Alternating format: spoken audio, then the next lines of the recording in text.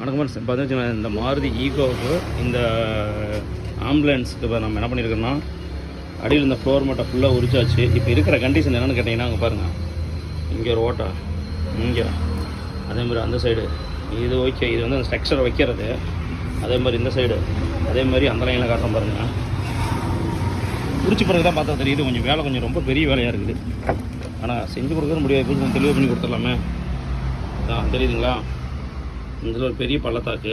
அப்புறம் இந்த engine card பக்கம் பார்த்திங்கன்னா அந்த இடம் அங்கே கொஞ்சம் இருக்குது. சரி ரைட்டு, இப்போ இந்த வேலையெல்லாம் முடிச்சுட்டு டிங்கரிங் ஒர்க்கு முடிச்சுட்டு அதன் பிறகு பார்த்தீங்கன்னா அடியில் ஒரு கோட் பெயிண்ட் அடிச்சுட்டு அதுக்கப்புறம் ஃப்ளோர் மேட் போடலாம். ஆனால் அப்படி பண்ணி கொடுத்தா மட்டும்தான் லைஃப் வரும், இல்லைன்னா வராது. ஏன்னா வந்து இப்போ நார்மலாக கூட்டிகிட்டே இருந்தால் பரவாயில்ல. இந்த வண்டியில் பார்த்தீங்கன்னா முதல்ல வீடியோவில் பார்த்தீங்க ஃபுல்லாக பார்த்தீங்கன்னா அந்த டெக்ஸரு அப்புறம் அந்த சிலிண்டரு அது இதுன்னு சொல்லி எல்லாம் ஃபுல்லாக பாக்ஸ் எல்லாம் இருந்தனால எல்லாம் ஃபுல்லாகி போச்சு. இதான் பாருங்கள், அந்த வண்டி